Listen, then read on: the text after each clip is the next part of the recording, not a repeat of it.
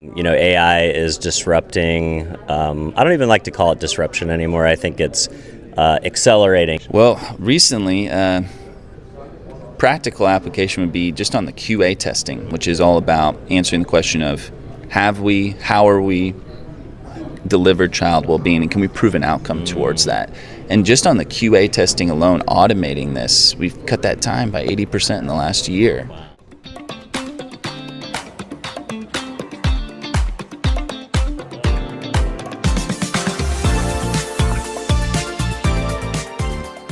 Good morning, everybody, and welcome to another edition of the Ad Podcast. We are here live at TechCon Southwest in Austin, the inaugural first event outside of San Diego at TechCon SoCal. We're here with Kerrigan, who's the Director of Innovation and Evolution at Upbring. Kyle, thanks so much for coming on, man, spending a little bit of time with the audience. Thank you, Dylan. Thanks for having me. Yeah, of course. So you want to tell us a little bit about Upbring and your role, what you guys do over there? Yeah, absolutely. Cool. So Upbring's origins date back to pre-Civil War, actually. Wow, that's in orphanage in Louisiana, birthed out of the Lutheran Church. And then over time, that organization was formalized about 160 years ago, and it's evolved into Upbring. Over time, across wars, countless administrations, we've evolved as the needs of children and families have evolved in Texas to today. We have about 1,500 employees, 100 locations all across Texas, all with the focus of breaking the cycle of child abuse. Wow, that's awesome, man. Well, that's obviously very important work. And as the innovation guy, what are some things that you're seeing in the technology space that are allowing you guys to take this rich legacy and history that you guys have, but deliver services in a more modern and tech-forward way? Like, how are you guys leveraging technology? Absolutely. So a couple things are happening in the immediate future. A couple things have happened in the past, and then when we look long-term, it all boils down to how can we move quicker? So we have a blue ocean strategy right now that's innovating on value, and a lot of that is delivered through technology. Right now we're seeing with advances in AI, tools like Replit, for instance, we're able to move a lot quicker in rapid prototyping, but also manage the size of our workforce because we do have limited dollars. Yeah, especially in the nonprofit space. Yeah, most of our innovation efforts are either driven through our operational surplus. We have a very strong organization that is able to manage our budget effectively. We're a nonprofit, but we are not for loss. Yep. And we also we're fortunate to have a large endowment that spins off our investment gains every year, and we're able to invest some of that back into our mission. Awesome. And then, we probably wouldn't be doing a tech podcast if we didn't talk more about AI. So, AI is disrupting. I don't even like to call it disruption anymore. I think it's accelerating every industry in the world right now. It's making, you were talking about prototyping and building out applications and programs. Things that used to take years and very big teams and very sophisticated tech workforce or offshore coders now takes moments to prototype new apps, new SaaS tools, new ways of delivering and leveraging technology. How are you guys using AI? What's the most practical application that you've seen so far within your organization? Well, recently, practical application would be just on the QA testing of our primary SaaS application, Vector Point, which is all about answering the question of how are we delivered child well-being, and can we prove an outcome towards that? And just on the QA testing alone, automating this, we've cut that time by 80% in the last year on the tool, right? And that all boils down to now we've freed up resources for more of the creative activities, design, user experience. And then at the program level, we serve about 10,000 children a year. And a key effort of ours, when we look across the whole industry of child serving organizations, it's very reactive. And I don't think that would surprise a lot of people. And we still fall into that trap sometimes ourselves, but we are on a push to be more proactive. And so where AI comes in, problem before it ever actually happens, right? Absolutely. Can we identify a service, a resource a child needs today and then make that recommendation earlier, implement that as part of the care delivery plan earlier, and we're getting better at that. So we look at one of our proprietary models, for instance. We have found that over the last year, we've improved its accuracy and precision by about 60%. Wow. Some of that has come from our data lakehouse and efficiencies gained there, but also it's become through people getting more familiar with AI, they're adopting our solutions quicker. It's taking time, but we have a workforce that ranges pretty wide in age and technical acumen and skill. And what we're seeing, though, is as people start using ChatGPT or Copilot more, they're actually adopting our tools quicker, which is helping our cultural change we're trying to implement. Yeah, that's interesting. It's as AI becomes more native for consumers, it also accelerates their learning curve in the workforce as well. So as they leverage it in their personal lives, trying to replace the Google search or maybe supplement the Google search with AI and working with chatbots, then they're more likely to be able to be proficient in the workforce with it as well. Absolutely. Got it. You talked about your applications being able to. So do you guys provide technology or programs to like smaller organizations, and then they do some of like the boots on the ground stuff? Like, talk a little bit more about like how you get to the end user, so to speak. Yeah. So we've taken a common approach to technology development and innovation that you might see in a Forbes 500 company, Wow. right? Which is you first build something that solves a problem for your workforce or your customers, and then you maybe have a new market where you can go out externally and sell that, distribute it, right? So we focused on what a key problem we've seen and identified back in 2018, which is, well, how do you know the child is improved? You can say the child is safe, you can say you met your contract requirements, but can you put data to the outcome of that child for the duration of time you serve that child, whether it's 6 months, a year, longer?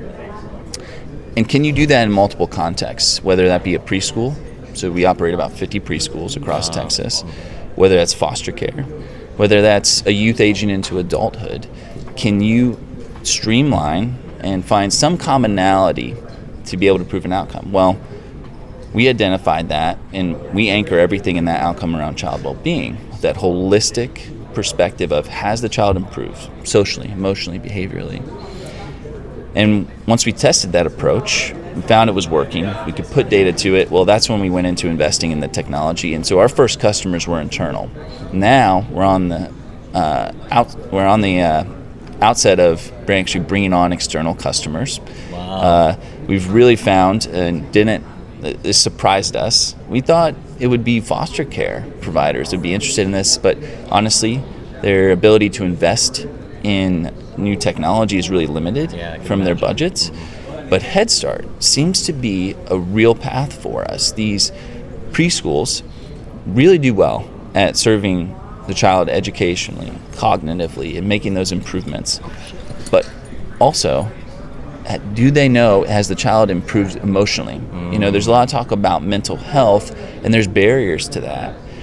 But we're seeing these Head Start providers be really interested in saying, not only did the child reach the academic benchmarks, but the child is well. Wow. And so now we're at that time where we're getting to say to people, hey, we have something to offer. It takes some time. Your internal customers are a little more forgiving. You have to set up the customer support process. You have to be prepared to serve that customer well and lead them to success, and it's pretty exciting to be at that point now. So do you guys measure the deployment of that software to customers as like a revenue opportunity to offset budget, or do you see that more as like an impact opportunity to improve the operations of companies within your, or care providers within your sphere of influence, essentially? Or is it a little bit of both? Yeah. Fantastic question. We look at it two ways. One is to help us invest more in innovation. So if we can offset or be cost neutral on innovation in the long term, you can do more, improve the product. Yes, exactly. And then the second is a key metric most organizations look at is, what is their reach? How many children are they serving? So can we, through other customers, distribute our approach to child well-being and therefore reach more children in a data-driven way. And that is something we're trying to actually drive a change in the industry. And there's the distribution of the product, but really the adoption of the approach that is our goal. And if more children are taking that or receiving that approach through their provider, their school, that's the win for us. And effectively shifting the market and what it competes on. Interesting. All right, so you are a local Austin innovation guy. This is my first time outside of a South by Southwest visiting Austin for an innovation event. But one of the big themes of TechCon is essentially to decentralize access to innovation. Get it out of the hands of just 99% of the people, white males that live in San Francisco, essentially. So helping female entrepreneurs, but also entrepreneurs nationally and globally that don't normally get access to VC funds. Austin has been a innovation hub for quite a while now, probably 15 years that I've been coming here, since the early days of when Rainey Street was still houses. Oh my gosh, yes. Can you talk a little bit just on your view of the innovation economy in Austin, the startup scene, the VC scene, just from what you're seeing as someone who's kind of, probably floating in those circles in your day-to-day? Yeah, well, it's something that I've been in Austin for about 10 years now. Don't know if I can call myself a Texan yet. We'll see if they let me. Yeah, I got the boots at least. Tacovas, no free ads, but they're great. I've found one of the best resources for me has been Capital Factory over the years. I actually officed out of there for a number of years with Upbring. So cool. I've been with Upbring about 8 years and spent several with the desk at Capital Factory. The serendipitous conversations, the advisors they bring in, I found to be incredibly influential. Oh, okay. So that's is Capital Factory essentially like a co-work accelerator? Co-work accelerator. Okay. Yeah. So kind of like the TechStars model. Yep. Yeah. Okay. Similar. Yes. Very similar. Location in Dallas and I believe Houston now too. That's really been my primary platform for access because there's a barrier when we're working in the nonprofit space. What are you doing here? You serve children? It's like, well, we actually have data science as a maturity within our data infrastructure, right? People don't think about the innovation in the nonprofit space, which is a huge space, especially the fact that I imagine, based on the nature of your work, it's probably quite a bit of public-private partnership as well. So absolutely. Like you had a guest recently on your podcast, Steve Cattleman with Data Philanthropy. He's the kind of people we're looking for, which is we've seen a lot of innovation on the altruism front, on the philanthropy front, and those that are looking to make venture investments in the nonprofit sector have really been where most of the innovation in our space has been driven in the last 20 years. It's, as we saw in the early 2000s, shift towards you got to have an outcome, and our industry is still slow to adopt that. Yeah, deployment of capital and taking the Silicon Valley hyperscaler metric-based approach to, being able to have an outcome that you can say, if I invest $12.50, I serve a meal or build 10 gallons of clean water in Africa, whatever the case may be, the kind of the unit economics of the output of the organization. That's exactly right. And we're looking for people like Steve Cattleman that are trying to think differently. And we hope we're one of the organizations on the other side of the fence that can actually drive that change. Fortunately, there's folks like Steve out there in Data Philanthropy and others. But there is a barrier to us getting in those conversations. So we find we got to really put ourselves in the spaces like Capital Factory, like South by Southwest. That's been another platform for us that we've just honestly been very fortunate to be a part of. So last year, there's a part of South by Southwest, a tracked Sunday service that has a faith component, and they welcomed us in. They uplifted our platforms, our solutions. We got to talk with hundreds of people and say, hey, there's a different way to do this, which is be proactive, invest in prevention, and go upstream, and be data-driven. And South by Southwest has been one of those platforms, and there's a number of others. and really, they're all driven by personal relationships. Austin, going back to your question about what it's like here, you've probably experienced it. People are very easy to talk to. Totally, yeah, it's very welcoming. Very welcoming, and all those different platforms are areas that accelerate that. But if you are downtown, you're going to meet somebody, either that's an investor, a founder, or somebody looking at things differently. And honestly, I grew up in Indiana, and I didn't experience that, and it was such an odd shift when I moved here to find that welcoming nature, which we had, that Midwestern hospitality, but also the entrepreneurial mindset of, well, let's solve these things, let's solve it together. And that culture is really one of the biggest benefits to us being based here. Yeah, 100%. Well, Kyle, thanks for coming on. Fascinating conversation. Appreciate you coming over, spending a little bit of time with us today, and hopefully I can check you guys out at South by as well. Thank you, Dylan. I appreciate it. Thanks, bud.